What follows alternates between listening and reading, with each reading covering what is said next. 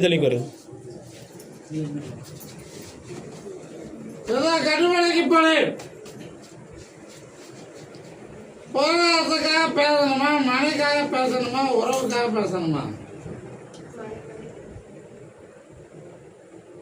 உன்னுடைய மனைவி எழுத இடத்திலே குழப்பாமல் சிந்தனை உள்ளத்தால் நடக்கிறது.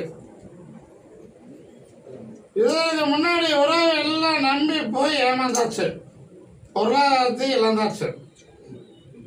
இவன் எனக்கு இருக்கிற உறவை காக்கணும்.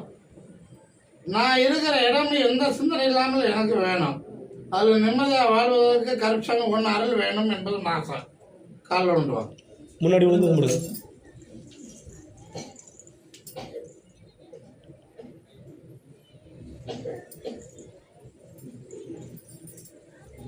அது எல்லாம் ஒரு பணம் ஒன்று வர வேண்டியது இருக்குது. அதை வாங்கி கொடுத்து ஜெயித்து கொடுத்தா போதும்ல, வேற என்ன கேட்குறேன்? அதாவது வச்சேன் எந்த உயிரினமும் வச்சா எல்லாம் போயிடும் சாமி. வருமானத்துக்கு எதுவுமே வழி இல்லை, எல்லாமே போயிடுச்சு. கொஞ்சம் ஒரு வருஷமா நான் கஷ்டத்தை பூரா போயிடுச்சு. அது வருமானமே ஒன்றும் வரல. இதை மேல வாங்கி வளர்க்கலாமா? வளர்க்கலாமா? என் கனியை கொண்டு போய் பூஜைகளில் வைத்துக்கோ. இந்த வீதியை பூச்சிக்கோ. இந்த வீதியை தண்ணியில் விட்டு எல்லா பக்கமும் தெரிச்சு விட்டோம். சரியா?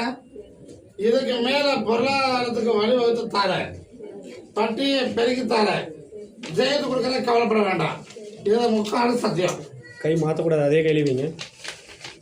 உனக்கு என்ன கை மாற்றாதீங்க, அதே கையில் வைங்க. அந்த கையில்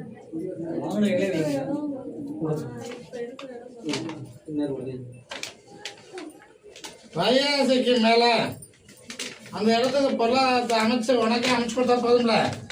அது வரையில எந்த சிந்தனை இல்லாம இரு. அந்த இடம் உனக்கே வெற்றி ஆகும். அதை அடுத்து பேசலாம்.